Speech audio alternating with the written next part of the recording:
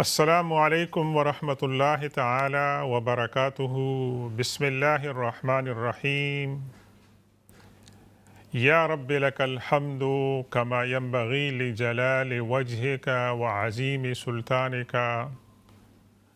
اللہم انا نسألک علما نافعا ورزقا طیبا وعملا متقبلا، وَلَكَ الْحَمْدُ عَلَى نِعْمَةِ الْإِسْلَامِ وَعَلَى نِعْمَةِ الْإِيمَانِ وَعَلَى نِعْمَةِ الْقُرْآنِ، وَلَكَ الْحَمْدُ أَنْ جَعَلْتَنَا مِنْ أُمَّةِ محمد صلی اللہ علیہ وسلم۔ أشهد أن لا إله إلا الله وحده لا شريك له، وأشهد أن محمدا عبده ورسوله۔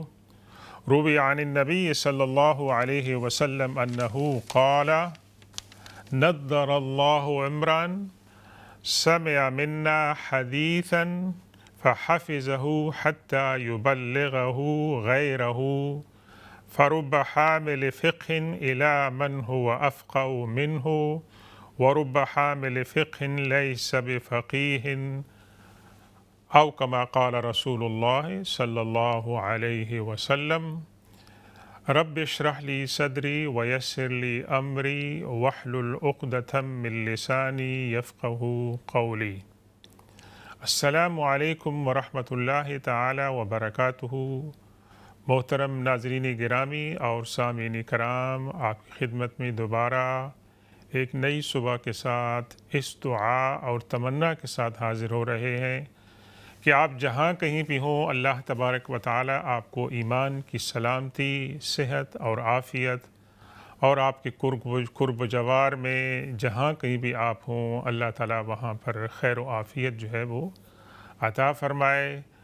اور جب کہ ہم اپنی گفتگو کا آغاز کر رہے ہیں تو ہم اپنی دعاؤں کے اندر فلسطین کے مظلوم مسلمانوں اور دنیا بھر میں جہاں کہیں بھی مظلومین ہیں ان کو یاد کرتے ہیں اور ان کے لیے دعا کرتے ہیں کہ اللہ تبارک و تعالی ان کو آزادی کی نعمت عطا فرمائے، اور اللہ تبارک و تعالی ان کو وہ تمام نعمت عطا فرمائے جو اللہ تبارک و تعالی کی دانش میں اس کے وہ مستحق ہیں۔ اللہ تبارک و تعالی ہر جگہ دنیا میں امن اور آشتی پیدا فرمائے۔ ناظرین کرام، ہماری گفتگو جاری ہے اللہ کے رسول صلی اللہ علیہ وسلم کے ایک جلیل القدر اور عاشق صحابی جناب سیدنا ابو ہریرہ رضی اللہ تعالیٰ عنہ کے زندگی کے ایمان افروز واقعات کے بارے میں، جو کہ نہ صرف ایک صحابی ہیں، نہ ایک محدث ہیں، نہ صرف حافظ اور عالم قرآن ہیں، بلکہ وہ محسن امت مسلمہ بھی ہیں کہ جنہوں نے اتنا بڑا ذخیرہ حدیث کا جمع کیا اور اپنی لائف کو انہوں نے ڈیڈیکیٹ کیا اللہ کے رسول صلی اللہ علیہ وسلم کی زندگی کے اندر، آپ کی زیارت، آپ کی صحبت سے مستفید ہونے اور زیادہ سے زیادہ علم کو حاصل کرنے کے لیے۔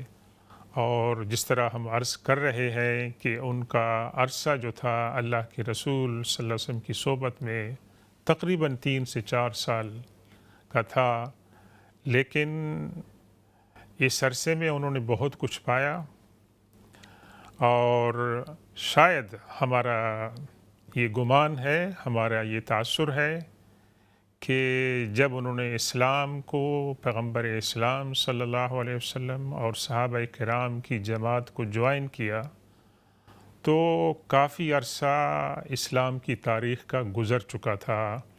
اسلام کی نشو و نما، اسلام کے اندر صحابہ کرام کی، حضور پاک صلی اللہ علیہ وسلم کی قربانیوں کی ایک طویل تاریخ تھی، اور وہ تمام کی تمام باتیں ظاہر ہے ان کے ذہن میں ہوں گی۔ تو ان کی مثال اس انسان کی ہے کہ جو اپنے سفر کے ہمراہیوں سے پیچھے رہ گیا ہو، اور وہ اپنے گھوڑے کو، اپنے اونٹ کو جو ہے وہ تیز رفتاری سے چلا رہا ہو کہ وہ اپنے جو اس کے ساتھ کے سفر والے تھے ان کو وہ جوائن کر لے اور ان سے پیچھے نہ رہ جائے۔ شاید میری ناچیز رائے کے اندر یہ بات تھی کہ جب وہ اسلام کے سفر کے اندر جب شامل ہوئے تو ان کے ذہن میں یہ خواہش تھی کہ صحابہ کرام نے تو بہت کچھ پا لیا ہے، میں کیسے پاؤں؟ تو شاید انہوں نے یہ تہیہ کیا ہو کہ جو کچھ بھی ٹائم مجھے ملا ہے اس کے اندر میں زیادہ سے زیادہ سمیٹنے کی کوشش کروں۔ اور تاریخ شاہد ہے، لوگوں نے دیکھا ہے کہ اپنے اس خواہش کے اندر اور مدعا کے اندر وہ کافی حد تک کامیاب رہے، اور ان سے پہلے جو صحابہ کرام تھے ان کے مقابلے میں انہوں نے 3 سے 4 سال کے عرصے میں احادیث کا وہ ذخیرہ جمع کیا جو ان سے پہلے صحابہ کرام نہیں کر سکے۔ اور اس کی وجوہات کے بارے میں ہم پچھلے درس میں اور اس سے پہلی محفل میں بھی ہم عرض کر چکے ہیں۔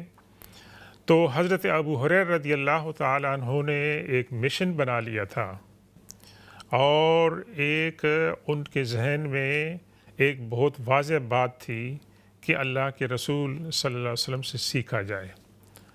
اب یہ جب ان کے سامنے مشن تھا تو اس کے اندر رکاوٹیں بھی آ سکتی ہیں، مشکلات بھی آ سکتی ہیں، اور قربانیوں کا تقاضا بھی ہو سکتا ہے۔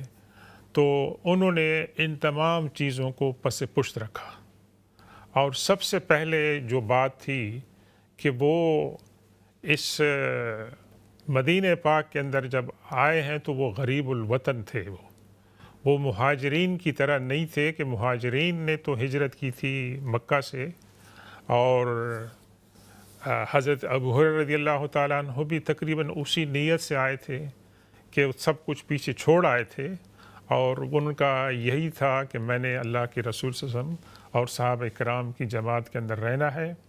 تو وہ غریب الوطن تھے، اور یہاں پر ان کو اپنے سروائیول کے لیے روزگار کی، کام کاج کی جو تھی وہ ضرورت تھی، لیکن انہوں نے یہ تمام باتوں کو پس پش رکھا، اور انہوں نے اپنے آپ کو اصحاب صفہ کی مبارک جماعت کے اندر انلسٹ کیا، کہ جن کے بدن پر اکثر اوقات ایک ہی چادر ہوتی تھی، ایک ہی کپڑا پوشاک ہوتی تھی، اور ان کے پاس اکثر کے پاس جو تھے 2 کپڑے بھی، 2 پوشاک بھی نہیں ہوتی تھی، ایک ہی اوپر وہ گزارا کرتے تھے۔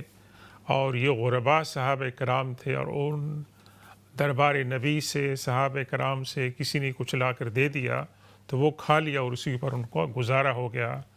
تو حضرت ابو ہریرہ رضی اللہ تعالیٰ انہی میں سے تھے، اور ان کا جو شعار تھا کہ پیٹ کے اوپر پتھر باندھنا، اور انتہائی شدید بھوک کی وجہ سے بعض اوقات کہتے تھے کہ میرا پیٹ زمین کے ساتھ چپک جاتا تھا، اور مجھے ہمت نہیں ہوتی تھی اٹھنے کی، لیکن اس کے ساتھ ساتھ یہ خواہش بھی تھی کہ اللہ کے رسول صلی اللہ علیہ وسلم کی کوئی محفل، آپ کا کوئی وعظ، آپ کی کوئی حدیث مس نہ ہو۔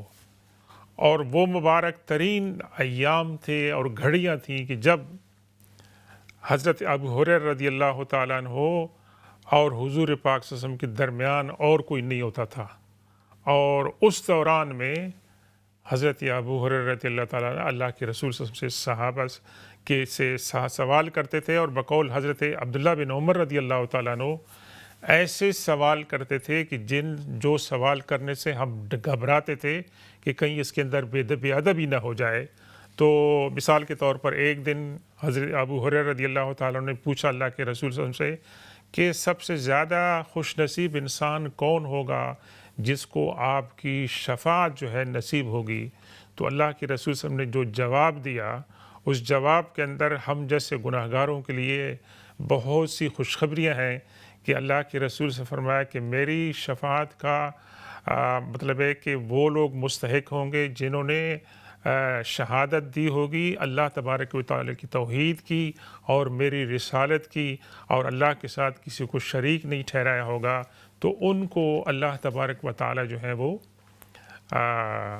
میری شفاعت سے سرفراز فرمائیں گے۔ ایک دوسری حدیث ہے مثال کے طور پر کہ حضرت ابو ہریرہ رضی اللہ تعالیٰ عنہ اللہ کے رسول صلی اللہ علیہ وسلم سے سوال کرتے ہیں کہ یا رسول اللہ، مجھے کوئی ایسی بات بتا دیں کہ جس کے بعد مجھے کسی چیز کی ضرورت نہ ہو اور جو مجھے کامیابی سے ہمکنار کرے، جس کی برکت سے میں جنت کے اندر چلا جاؤں۔ تو اللہ کے رسول صلی اللہ علیہ وسلم نے فرمایا افش السلام، سلام، السلام علیکم جو ہے یہ پھیلاؤ، یعنی جو بھی ملے مسلمان اس کو کہو السلام علیکم ورحمۃ اللہ تعالی وبرکاتہ۔ اللہ کے رسول صلی اللہ علیہ وسلم کے اس فرمان کے اندر کتنی حکمتیں ہیں کہ جب آپ کسی کو کہتے ہیں السلام علیکم ورحمۃ اللہ وبرکاتہ تو آپ ان کے لیے دعا کر رہے ہیں۔ ایک مسلمان کی یہ بہترین گریٹنگ ہے، جو گریٹنگ ہے کس کی؟ جنتیوں کی، کہ ایک مسلمان دوسرے مسلمان سے ملے تو اس کو کہے السلام علیکم ورحمۃ اللہ وبرکاتہ، اور دوسرے مسلمان کا کیا فرض بنتا ہے کہ اس کے گریٹنگ کا، اس کے آداب کا جواب دے وعلیکم السلام ورحمۃ اللہ تعالی وبرکاتہ۔ تو تم پر بھی اللہ تبارک و تعالیٰ کی رحمت اور سلامتی ہو۔ تو یہ ناظرین کرام ہم اس کو معمولی سمجھتے ہیں، اور یہ مسلمانوں کے اندر ابھی بھی اس پرفتن دور کے اندر ماشاءاللہ یہ جو اسلام کا شعار ہے، اسلام کا جو ایٹیکیٹ ہے یہ موجود ہے، اور ہمیں حکم کیا دیا گیا ہے کہ جب ہم اگر سواری پر ہوں تو جو لوگ نیچے چل رہے ہیں ان کو ہم سلام کریں، اور جو بچے ہیں چھوٹی عمر کے ہیں وہ بڑوں کو سلام کریں، اور جب ہم گھر کے اندر ہم داخل ہوں تو ہم السلام علیکم ورحمۃ اللہ تعالی وبرکاتہ کہیں۔ اس کا ذکر قرآن پاک میں سورہ نور کے اندر ہے۔ اس کی تعلیم اللہ کے رسول صلی اللہ علیہ وسلم نے ہمیں بتائی ہے کہ گھر کے اندر داخل ہونے کے اور گھر سے باہر نکلنے کے جو آداب ہیں ان میں سے ایک یہ بھی ہے کہ یہ دعا ہے جب آپ باہر سے آئیں تو آپ کہیں السلام علیکم ورحمۃ اللہ تعالی وبرکاتہ، اور اگر آپ کے گھر میں کوئی بھی نہیں ہے تو بھی آپ کہیں گے السلام علیکم وعلینا وعلی عباد اللہ الصالحین، اللہ تبارک و تعالی کی سلامتی ہو ہمارے اوپر اور اللہ تبارک و تعالی کی تمام جو نیک بندے ہیں ان کے اوپر۔ تو یہ ایک یعنی تحفہ عطا فرمایا اللہ کے رسول صلی اللہ علیہ وسلم نے اپنے ایک جانثار اور انتہائی محبت کرنے والے اور عقیدت رکھنے والے صحابی سیدنا ابو ہریرہ رضی اللہ تعالیٰ عنہ کو۔ تو یہ بات ہمارے تک پہنچ گئی ہے حضرت ابو ہریرہ رضی اللہ تعالیٰ عنہ کی اس رپورٹ کی وجہ سے کہ پہلی جو تعلیم اس کے اندر آپ نے فرمائی حضرت ابو ہریرہ رضی اللہ تعالیٰ عنہ کہ آپ سلام کو پھیلائیں۔ یہ اللہ کے رسول صلی اللہ علیہ وسلم کی ایک حدیث ہے، یہ اللہ کے رسول صلی اللہ علیہ وسلم کی ایک سنت ہے، اور جو بھی مسلمان اس کو سنت کے طور پر اختیار کرے گا، اللہ کے رسول صلی اللہ علیہ وسلم کی محبت کے اندر اختیار کرے گا کہ میرے آقا نے یہ فرمایا ہے، تو اس کے درجات بلند ہوں گے، اللہ تبارک و تعالیٰ ان کو برکت عطا فرمائے گا۔ دوسری نصیحت جو اللہ کے رسول صلی اللہ علیہ وسلم نے ان کو فرمائی وَأَطْعِمِ الطَّعَامَ، لوگوں کو کھانا کھلاؤ۔ لوگوں کو کھانا کھلانا یہ اس کی بہت سی برکتیں ہیں، اور جو لوگ ضرورت مند ہیں اگر آپ ان کو کھلا رہے ہیں، جو مستحق ہیں، اور آج کل کے اس دور میں کہ جہاں بہت ساری خوشحالی کی باتیں ہوتی ہیں، آج کل کے دور میں بھی کچھ لوگ ایسے ہیں کہ جن کو 2 وقت کا، 3 وقت کا تو چھوڑیں، 5 وقت کا تو چھوڑیں کہ ہم نے تو 5 اوقات بنائی ہوئی ہیں کہ ہمارا بریک فاسٹ کا ٹائم ہے، پھر 11 بجے پھر ہم کچھ اسنیک کریں گے، پھر 12:30 1 بجے پھر ہمارا لنچ ہوگا، پھر 3 4 بجے ہماری کافی ہوگی، پھر 6 بجے ہمارا سپر ہوگا، پھر سونے سے پہلے پھر جو ہے ہم کچھ کھائیں گے پئیں گے۔ تو کچھ لوگ ایسے ہیں جن کو 2 وقت کا کھانا بھی نہیں ملتا ہے، تو ان کو اگر آپ کھانا کھلائیں گے، یہ اللہ کے رسول صلی اللہ علیہ وسلم کی دیکھیں انسانیت پر اور انسانی ہمدردی پر مبنی تعلیم ہے کہ آپ سلام بھی پھیلائیں لوگوں کے اندر، ان کو مسکراہٹ دیں اور ان کو امید دیں، دعا دیں، اور دوسری بات یہ ہے کہ اطعم الطعام، لوگوں کو کھانا کھلائیں۔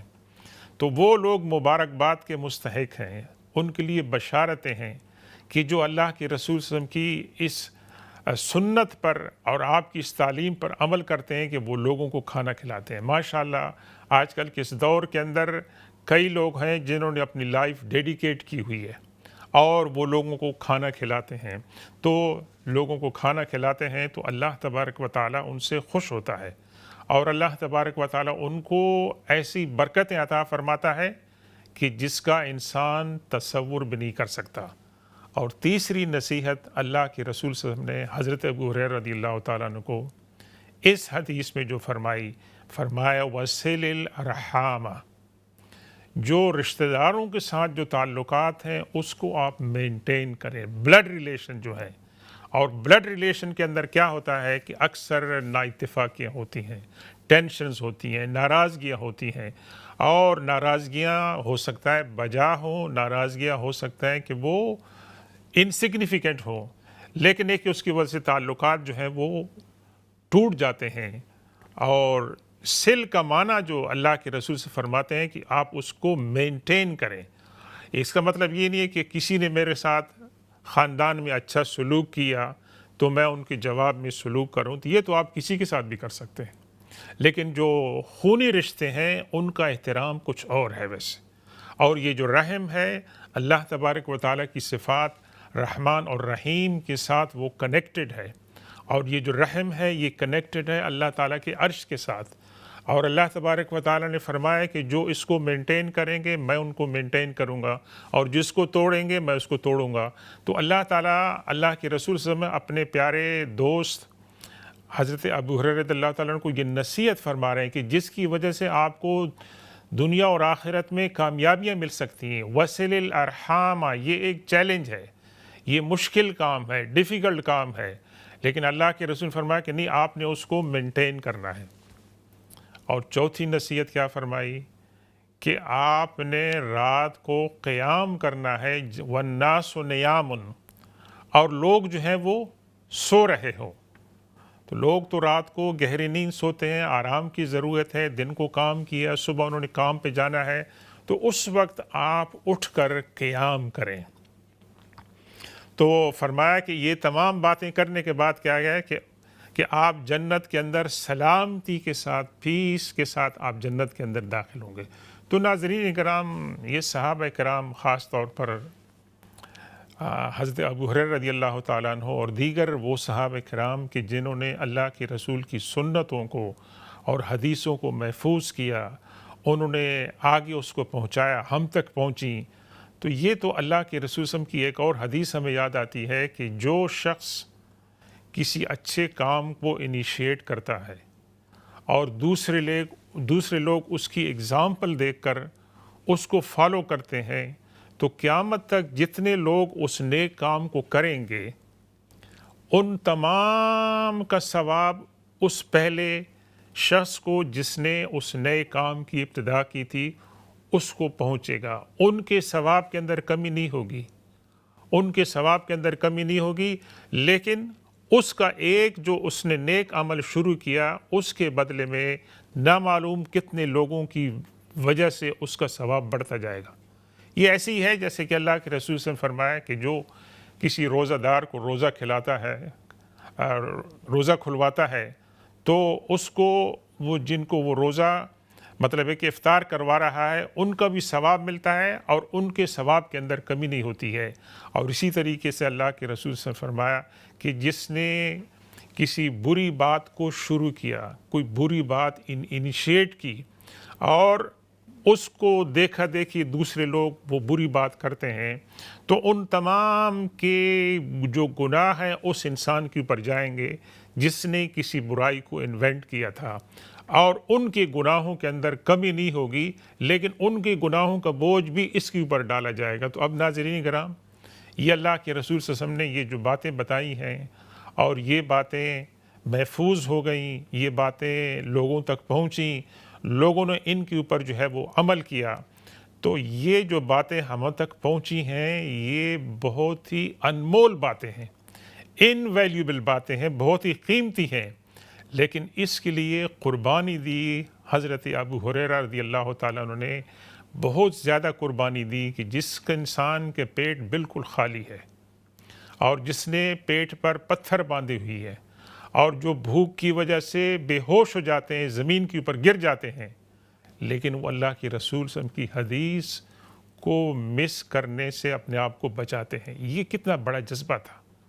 یہ اس سے پتہ چلتا ہے کہ پرپز آف لائف کیا ہے۔ زندگی میں ہم ایک مشن بنا لیں، ایک مدعا بنا لیں اور اس کے حاصل کرنے کے لیے کوشش کریں تو اس کے لیے قربانیاں جو ہیں وہ دینی پڑتی ہیں۔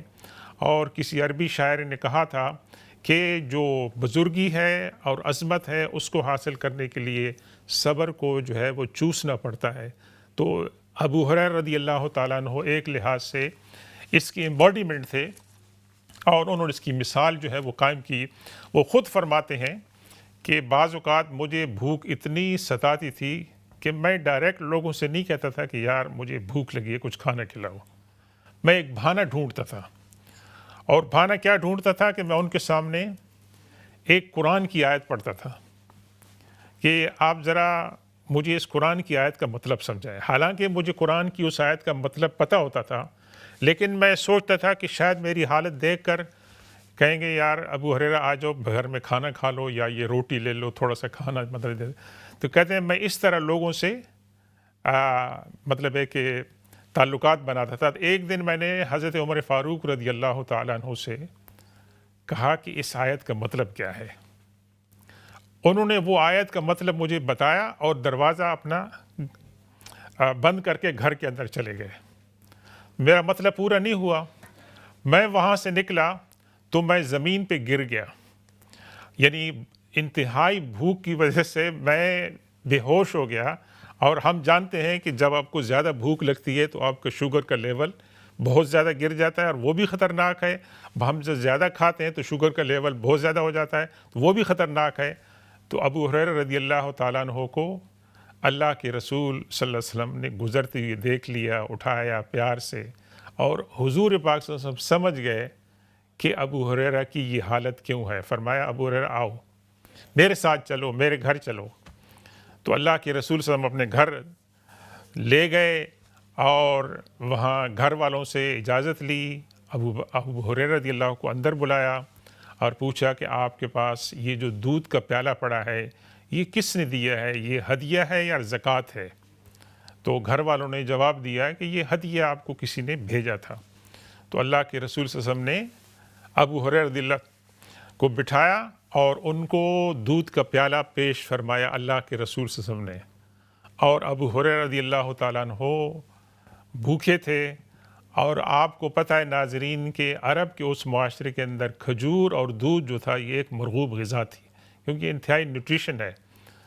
تو ابو ہریرہ رضی اللہ تعالیٰ عنہ فرماتے ہیں کہ میں نے دودھ پیا اور میں پیتا گیا، اللہ کے رسول فرمایا کہ دوبارہ پھر پیو، پھر تیسری مرتبہ کتنی دفعہ آپ نے مجھے پلایا، یہاں تک کہ میں سیر ہو گیا اور میں نے اللہ کے رسول صلی اللہ علیہ وسلم سے عرض کی کہ اب میرے پیٹ میں مزید جگہ نہیں ہے۔ تو اس کے بعد اللہ کے رسول صلی اللہ علیہ وسلم نے دودھ جو ہے وہ خود نوش فرمایا، پہلے اپنے دوست کو اور اپنے ایک جان نثار صحابی جو ہیں حضرت ابو ہریرہ رضی اللہ تعالیٰ عنہ کو جو ہے وہ انہوں نے دیا۔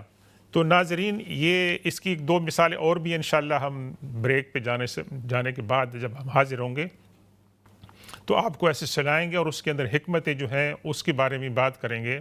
تو یہ ایک واقعہ بتاتا ہے کہ ابو ہریرہ رضی اللہ تعالیٰ عنہ نے کس قدر قربانی دی اللہ کے رسول صلی اللہ علیہ وسلم کی صحبت کے لیے اور آپ کی خدمت میں بیٹھ کر حدیث کو سننے، حضور پاک صلی اللہ علیہ وسلم کے جو سنتیں ان کو آبزرو کرنے، پھر ان کو پریزرو کرنے، پھر ان کو آگے لوگوں تک پہنچانے میں، اور اللہ کے رسول صلی اللہ علیہ وسلم کی صحبت ان کو جو ہے وہ حاصل رہی، اور یہ ایک بہت بڑا ان کا جذبہ تھا، اور اس کے لیے انہوں نے جو بھی قربانی دے سکتے تھے انہوں نے دی۔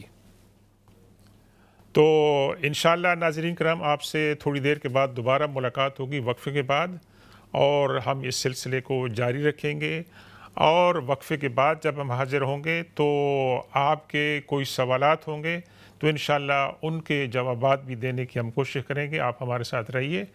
سبحان ربک رب العزت عما یصفون وسلام علی المرسلین والحمد للہ رب العالمین، والسلام علیکم ورحمۃ اللہ تعالی وبرکاتہ۔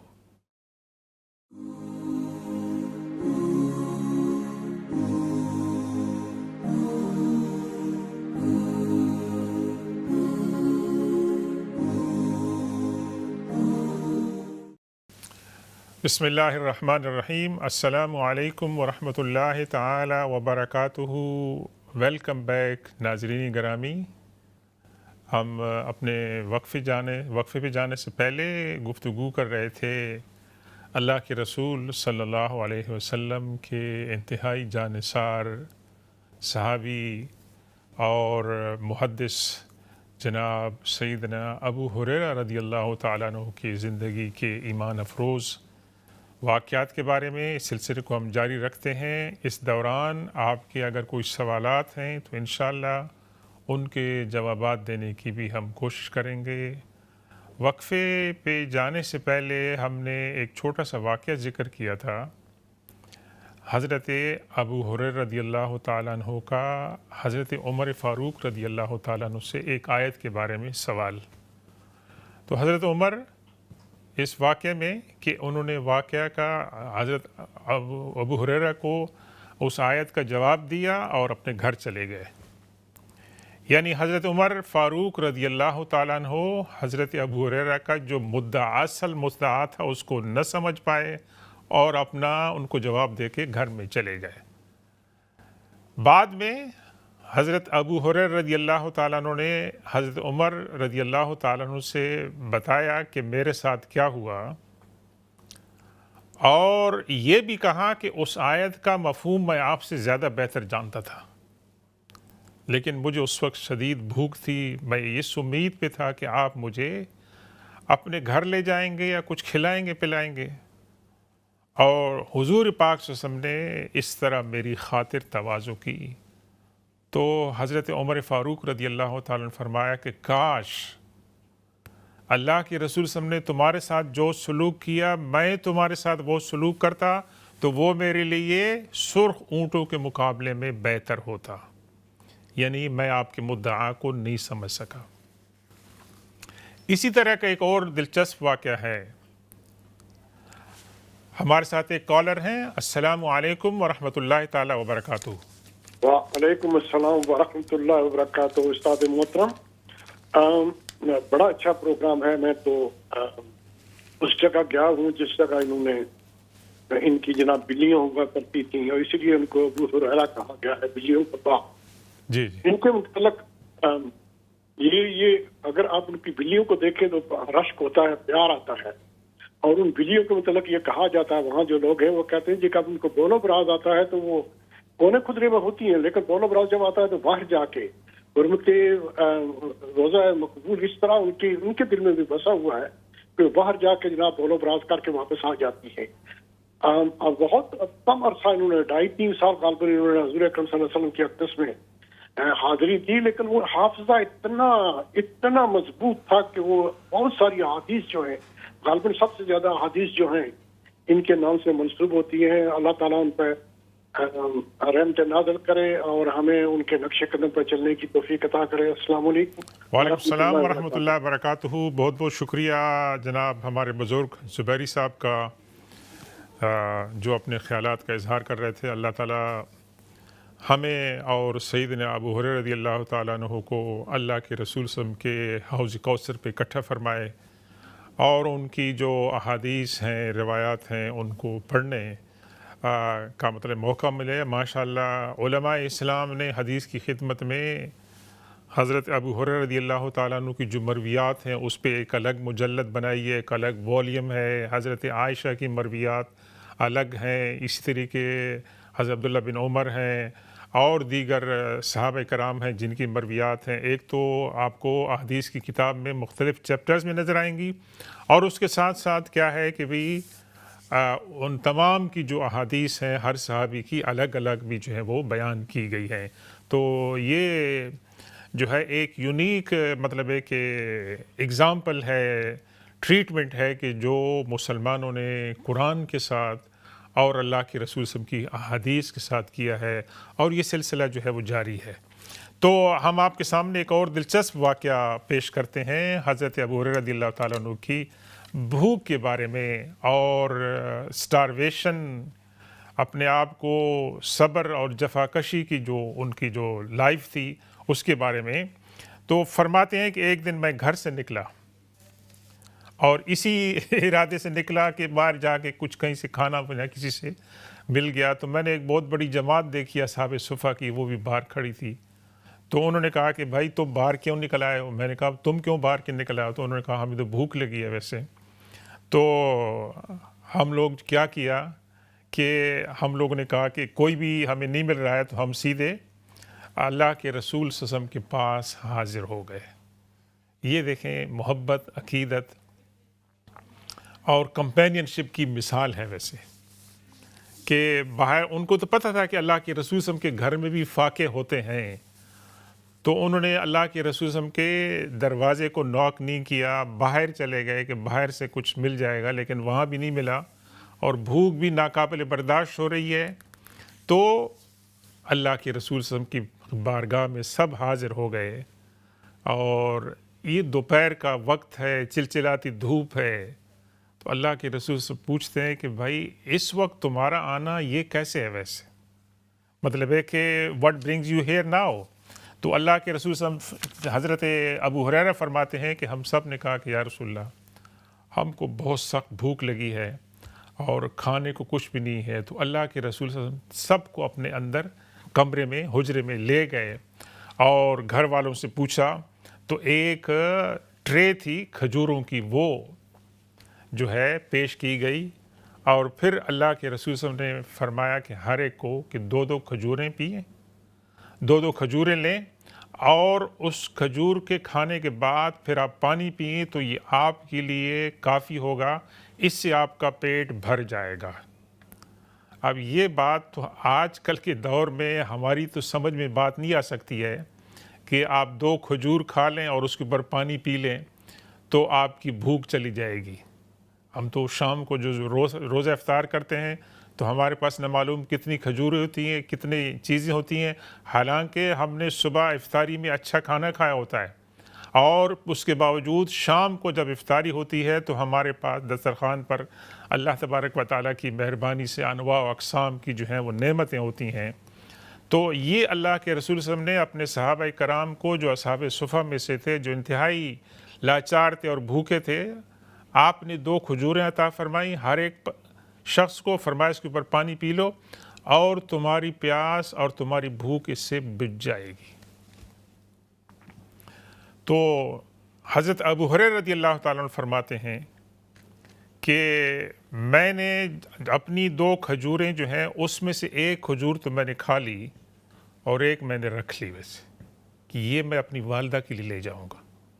ان کی والدہ کا انشاءاللہ ہم ذکر کریں گے کہ بوڑھی والدہ تھی، ان کو اپنے ساتھ وہ لائے تھے جب مدینہ آئے تھے. ابھی یہ والدہ مسلمان نہیں ہوئی ہیں، لیکن ابو ہریرہ رضی اللہ تعالیٰ عنہ ایک فرزند کے طور پر اپنی بوڑھی والدہ کی کیئر کر رہے ہیں اور ان کی نگہداشت میں ہیں اور ان کا خیال رکھ رہے ہیں اور ان کی تمام ضروریات کو پوری کرنے کی کوشش کر رہے ہیں. تو ایک کھجور، 2 کھجوریں ان کو ملتی ہیں دربار رسالت سے، ایک خود کھا لیتے ہیں اور ایک کو وہ رکھتے ہیں. تو اللہ کے رسول صلی اللہ علیہ وسلم دیکھ کر فرماتے ہیں کہ ابو ہریرہ، یہ دوسری کھجور تم کیوں نہیں کھا رہے ہو؟ کیوں اس کو اپنے پاس رکھ رہے ہو؟ تو عرض کی یا رسول اللہ، میری والدہ ہیں گھر میں، ایک کھجور میں ان کے لیے لے جاؤں گا. آپ دیکھیں یہ فاقہ کشی اور صحابہ کرام کی یہ حالت. لیکن صحابہ کرام یہ جفا کشی، یہ بھوک پیاس، صبر انہوں نے برداشت کیا، لیکن ان کا مقام کتنا بلند ہوا اللہ کے رسول صلی اللہ علیہ وسلم کی صحبت میں. اور پھر قیامت والے دن ان کے جو درجات ہوں گے بلند ہوں گے. پھر انہوں نے جو اسلام کے لیے پروموٹ کیا، کنٹریبیوشن کیا، ان کا کتنا بڑا مقام ہے. تو اس کے اندر ایک درس ہے، ایک حکمت ہے ہمارے لیے بھی، کہ آج ہم جائز ناجائز طریقوں سے بہت زیادہ سے زیادہ دولت کو حاصل کرنے کی کوشش کرتے ہیں، اور دولت ہم پیچھے چھوڑ جاتے ہیں ویسے. اور اس کے بعد کیا انجام ہوتا ہے اللہ جانتا ہے کہ اس کا کیا انجام ہوتا ہے. لیکن یہاں پر اس کی ایکسٹریم ہے کہ ایک صحابی رسول صلی اللہ علیہ وسلم جو ہیں وہ دنیا سے کنارہ کشی، ان کے اندر زہد ہے، اور ان کے سامنے ایک بہت بڑا اعلیٰ اور نوبل مشن ہے کہ اللہ کے رسول صلی اللہ علیہ وسلم کی صحبت، آپ کی زیارت، آپ کا دیدار اور آپ کے اقوال کی حفاظت، آپ کی سنتوں کی حفاظت، اور اس کے لیے بھوک برداشت کرنی ہے تو برداشت کریں گے ویسے۔ تو اللہ کے رسول فرمایا کہ نہیں، تم دوسری کھجور کھا لو، ہم تمہیں 2 کھجوریں اور دیں گے تمہاری والدہ کے لیے بھی ویسے۔ تو یہ یعنی اس دور کی بات ہو رہی ہے کہ جو انسانی تاریخ کا سنہری ترین دور تھا، دا گولڈن پیریڈ۔ تو ہماری اسلامی تاریخ میں کہتے ہیں کہ عباسی جو خلافت تھی وہ تھی، تو لیکن یہ کہ بھی گولڈن پیریڈ انسانی تاریخ کا وہ تھا جو اللہ کے رسول صلی اللہ علیہ وسلم فرمایا کہ خیر القرون قرنی، میرا جو زمانہ ہے وہ بہترین زمانہ ہے، اور وہ صحابہ کرام کا زمانہ تھا۔ تو یہ حضرت ابو ہریرہ رضی اللہ تعالیٰ عنہ کی ایک دوسری مثال تھی۔ ایک تیسری مثال عرض کرتے ہیں کہ حضرت ابو ہریرہ رضی اللہ تعالیٰ عنہ فرماتے ہیں کہ میں گھر سے باہر نکلا کہ کچھ کھانے کو مل جائے کسی سے، تو مجھے ابو بکر صدیق رضی اللہ تعالیٰ عنہ ملے، اور ان سے میں نے ایک آیت کا مطلب پوچھا۔ وہ آیت کا مطلب بتا کے حضرت ابو بکر صدیق رضی اللہ تعالیٰ عنہ اپنے کام سے آگے چلے گئے۔ پھر حضرت عمر فاروق رضی اللہ تعالیٰ عنہ ملے، ان سے میں نے پوچھا تو وہ بھی مطلب بتا کر آگے چلے گئے، لیکن میرا جو مدعا تھا اس کے بارے میں انہوں نے کوئی بات نہیں کی۔ تو مجھے حضور پاک صلی اللہ علیہ وسلم نے دیکھا تو مسکرائے، اور اللہ کے رسول صلی اللہ علیہ وسلم سمجھ گئے کہ میری حالت کیا ہے۔ ہمارے ساتھ ایک کالر ہیں۔ السلام علیکم ورحمۃ اللہ تعالی وبرکاتہ۔ وعلیکم السلام ورحمۃ اللہ وبرکاتہ۔ مفتی صاحب، میرا سوال یہ ہے کہ سجدہ سہو کن صورتوں میں واجب ہو جاتا ہے؟ اگر صحیح طور پہ الفاظ کی ادائیگی نہ ہو سکے نماز میں تو پھر سجدہ سہو واجب ہوتا ہے اس پہ؟ میں شروع میں آپ کی بات نہیں سن سکا، آپ تھوڑا ریپیٹ کریں گے سوال کو پلیز؟ میں نے کہا کن صورتوں میں سجدہ سہو واجب ہوتا ہے؟ کن صورتوں میں سجدہ سہو واجب ہوتا ہے؟ اچھا ٹھیک ہے، اوکے۔ سجدہ سہو واجب ہونے کی 2 مین صورتیں ہیں۔ ایک تو اگر کوئی واجب ہے وہ چھوٹ جائے، مثال کے طور پر آپ وتر پڑھ رہے ہیں اور وتر کی آخری رکعت کے اندر آپ نے دعائے قنوت پڑھنی ہے رکوع میں جانے سے پہلے، تیسری رکعت میں، اگر آپ اس کو بھول جاتے ہیں اور رکوع میں چلے جاتے ہیں تو آپ کو رکوع سے واپس قیام کی طرف نہیں آنا ہے، اس لیے کہ قیام جو ہے وہ فرض ہے اور دعائے قنوت پڑھنا واجب تھی۔ تو اب آپ یہ نہیں کر سکتے ہیں کہ آپ قیام کی طرف واپس لوٹیں قنوت کو پڑھنے کے لیے۔ آپ نے رکوع کے اندر اگر آپ کو یاد آ گیا ہے تو آپ رکوع کو نہیں چھوڑیں، آپ اپنا رکوع کریں، اپنا سجدہ کریں، اور جب آپ تشہد پہ بیٹھیں گے تو آپ نے تشہد کے اندر کیا کرنا ہے کہ پہلا جو تشہد ہے وہ آپ نے جو پورا کر لیا، اس کے بعد آپ نے دائیں طرف کو سلام پھیرا اور آپ نے 2 سجدے کیے، وہ آپ کا سجدہ سہو جو ہے ہو گیا۔ ایک تو صورت یہ ہو گئی واجب کو چھوڑنے سے، اور دوسری صورت یہ ہے کہ فرض کو کی تاخیر کرنے سے یا فرض کو چھوڑنے سے۔ مثال کے طور پر آپ 4 رکعت والی نماز کے اندر ہیں اور آپ نے 2 رکعت کے اینڈ پہ آپ نے تشہد کیا، لیکن آپ نے سجدہ کرنے کے بعد آپ تشہد کے لیے بیٹھنا بھول گئے اور آپ تیسری رکعت کے لیے کھڑے ہو گئے، تو آپ نے ایک فرض کو چھوڑ دیا۔ تشہد پر بیٹھنا آپ کے لیے فرض تھا لیکن آپ اس کو چھوڑ گئے، بھول گئے، تو آپ تیسری رکعت کے لیے کھڑے ہو گئے، تو آپ کو اب واپس نہیں آنا ہے، کیونکہ آپ نے وہ ترتیب جو ہے وہ برقرار رکھنا یہ بھی فرض ہے۔ تو آپ نے تیسری رکعت پڑھنی ہے، چوتھی رکعت پڑھنی ہے، چوتھی رکعت کے اندر دونوں سجدے کرنے کے بعد جب آپ تشہد میں جائیں گے تو پھر دوبارہ آپ نے تشہد جو ہے پہلی جو تشہد کا حصہ ہے وہ آپ نے پڑھ کر کیا کرنا ہے، آپ نے دائیں طرف کو سلام پھیرنا ہے اور 2 سجدے کرنے ہیں، اور اس کے بعد آپ نے مکمل تشہد پڑھنی ہے آخر تک۔ تو یہ ایک دوسری مثال ہے کہ جس کی وجہ سے سجدہ سہو واجب ہوتا ہے۔ آئی تھنک آپ نے کچھ یہ بھی پوچھا تھا کہ اگر کسی آیت کو مس پروناؤنس کیا جائے، اس کے اندر غلطی کی جائے، تو کیا اس کے اوپر سجدہ سہو واجب آتا ہے کہ نہیں؟ اس کا جواب یہ ہے کہ اس کے اوپر واجب نہیں آتا ہے، اور قرآن کی جتنی مقدار بھی آپ آسانی سے پڑھ سکتے ہیں، فقرؤ ما تیسر من القرآن کی روح سے فقہا نے کہا ہے کہ جو بھی آپ کو کم از کم 3 آیتیں اگر آپ پڑھ سکتے ہیں مختصر سی، جیسے سورہ کوثر ہے، سورہ الاخلاص ہے، اسی طرح سے الف لام تر کیف ہے، لیلاف قریش ہے، تو یہ اگر آپ اتنی مقدار میں آپ پڑھ سکتے ہیں اور اس دوران میں اللہ نہ کرے کوئی غلطی ہو جائے، تو کوئی غلطی ایسی نہ ہو کہ جو فوش قسم کی ہو، جس کے اندر میننگ چینج ہو جاتے ہیں، تو اس کے اندر تو اللہ تبارک و تعالیٰ سے معافی مانگی جائے، لیکن اس کے اندر ایسی کوئی بات نہیں ہے کہ سجدہ سہو جو ہے وہ کیا جائے۔ تو یہ چند مثالیں ہم نے آپ سے عرض کی ہیں سجدہ سہو کرنے کی۔ تو ہم واپس چلتے ہیں سیدنا ابو ہریرہ رضی اللہ تعالیٰ عنہ کی اس مطلب ہے کہ بات کی طرف کہ اللہ کے رسول صلی اللہ علیہ وسلم نے جب مجھے دیکھ لیا، پہچان لیا، پیار سے بلایا، محبت سے، اور فرمایا کہ آؤ ہمارے ساتھ، تو اپنے گھر پہ آپ لے گئے اور آپ نے گھر والوں سے پوچھا اور آپ کو ایک دودھ کا پیالہ جو ہے وہ دیا گیا۔ تو اللہ کے رسول صلی اللہ علیہ وسلم نے حکم دیا ابو ہریرہ رضی اللہ تعالیٰ عنہ کہ اصحاب صفہ کو تمام کو بلا لاؤ۔ تو ابو ہریرہ رضی اللہ تعالیٰ فرماتے ہیں کہ میں نے دل میں سوچا یار یہ کیا کام ہو گیا، ویسے بھوک تو مجھے لگی ہے، ابھی آپ اصحاب صفہ آئیں گے، ایک پیالہ ہے، میرا تو پتہ نہیں کام بنتا بھی نہیں ہے کہ نہیں چلے، لیکن اللہ کے رسول نے حکم دیا ہے تو میں جاتا ہوں۔ ایسے ہمارے ساتھ ایک اور کالر ہیں۔ السلام علیکم ورحمۃ اللہ وبرکاتہ۔ وعلیکم السلام ورحمۃ اللہ۔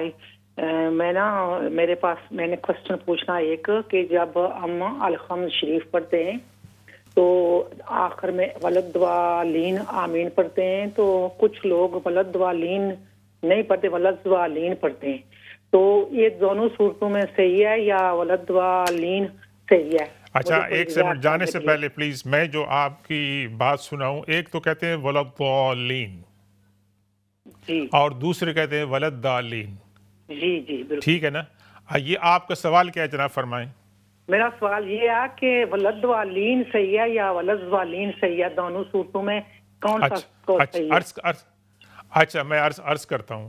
دیکھیں، اس کو عربی زبان کو کہتے ہیں لغت الضاد، اور ضاد جو ہے نا یہ مشکل ترین ہے کچھ لوگوں کے لیے، لیکن یہ کہ اگر ہماری پریکٹس شروع میں ہو جائے تو پھر ہمیں مشکل نہیں ہوتا۔ ولدالین، اور دوسرا جو ہے ولدالین دال کی طرف پڑھنا وہ بھی رانگ ہے، ولضالین وہ بھی رانگ ہے۔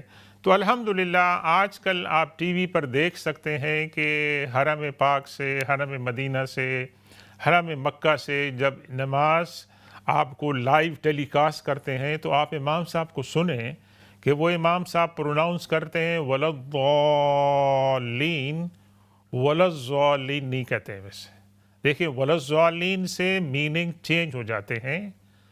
اگر آپ کو ولضالین کہنے میں تھوڑی مشکل ہے تو اس سے بہتر ہے ولضالین کہیں، ایون دو ولضالین کی میننگ ڈفرینٹ ہے، ولضالین کی میننگ ڈفرینٹ ہے، ولضالین کی میننگ ڈفرینٹ ہے۔ ہمیں کوشش کرنی چاہیے ولضالین دعات کو صحیح طور پر پڑھنے کی، اور اس کی بہترین صورت کیا ہے کہ جو اہل زبان ہیں ان کو پڑھتی ہوئی ہم سنیں۔ تو آج کل تو میری بہن یہ کوئی مشکل مسئلہ نہیں ہے۔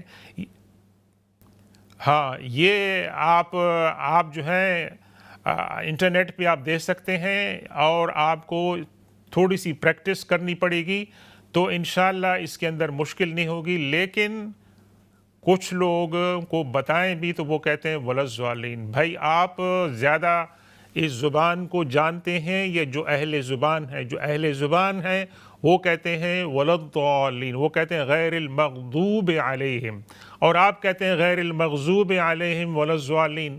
تو آپ تو یہ اس کے خلاف جا رہے ہیں، اور اس کو آپ ضد اور انا کا مسئلہ نہ بنائیں۔ اپنی غلطی کو تسلیم کریں اور قرآن کو صحیح طریقے سے اس کا جو لہجہ ہے اس کے مطابق، ان کے حروف کے جو مخارج ہیں ان کے مطابق پڑھیں۔ اللہ تعالی ہم کو قرآن کو صحیح طریقے سے پڑھنے کی توفیق عطا فرمائے، اور اگر ہمارے اندر خامی ہے تو ہمیں اس کی اصلاح کی توفیق عطا فرمائے۔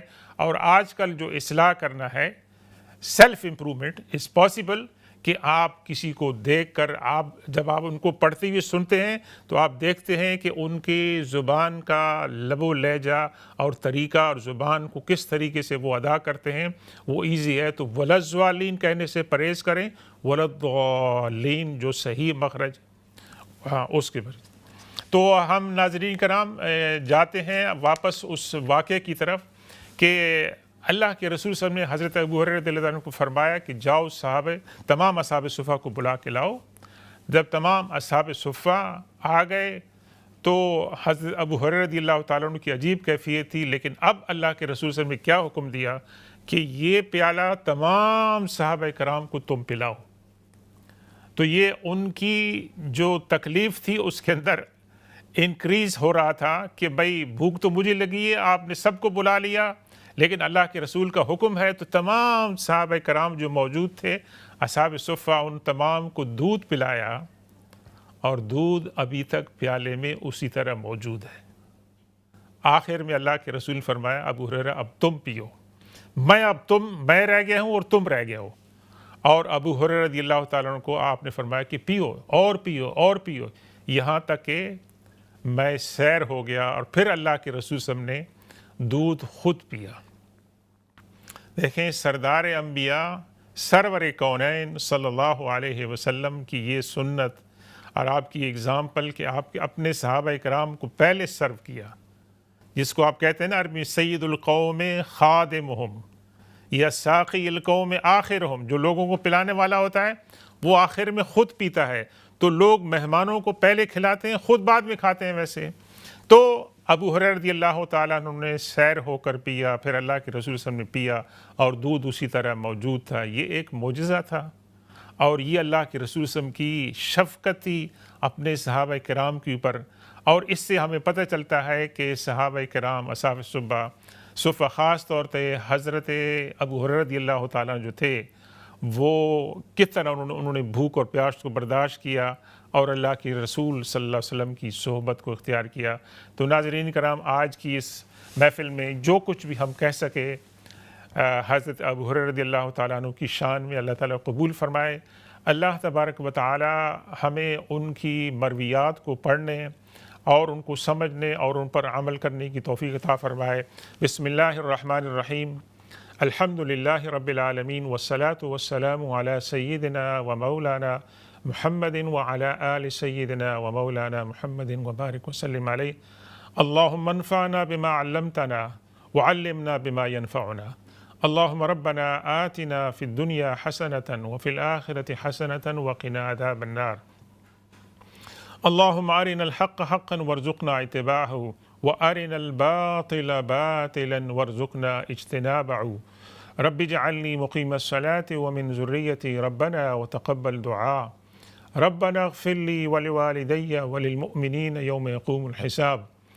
اللہم ربنا هب لنا من ازواجنا وذریاتنا قرۃ اعین واجعلنا للمتقین اماما۔ اللہم اشفنا واشف مرضانا ومرضى المسلمین۔ اللہم ارحمنا وارحم موتانا وموتى المسلمین۔ اللہم اغفر لحینا ومیتنا وشاہدنا وغائبنا وصغیرنا وکبیرنا وذکرنا وانثانا۔ اللہم من احییتہ منا فاحی علی الاسلام ومن توفیتہ منا فتوفہ علی الایمان۔ اللہم ربنا ظلمنا انفسنا وان لم تغفر لنا وترحمنا لنکونن من الخاسرین۔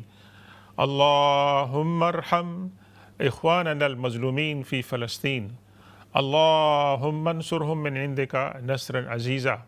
اللہ تبارک و تعالیٰ سے دعا ہے کہ ہمارے جو فلسطین کے اندر اور جہاں کہیں دنیا میں بھی لوگ مظلوم ہیں، اللہ تبارک و تعالیٰ ان کی مدد فرمائے اور اللہ تبارک و تعالی ہم سب کو، ہمارے ناظرین جہاں پر بھی دنیا میں ہیں، ان کو، ان کے اہل خانہ کو اللہ تعالیٰ صحت عافیت عطا فرمائے، جو بیمار ہیں اللہ تعالیٰ ان کو صحت عطا فرمائے، اور جو مرحومین ہیں اللہ تبارک و تعالیٰ ان کی مغفرت فرمائے۔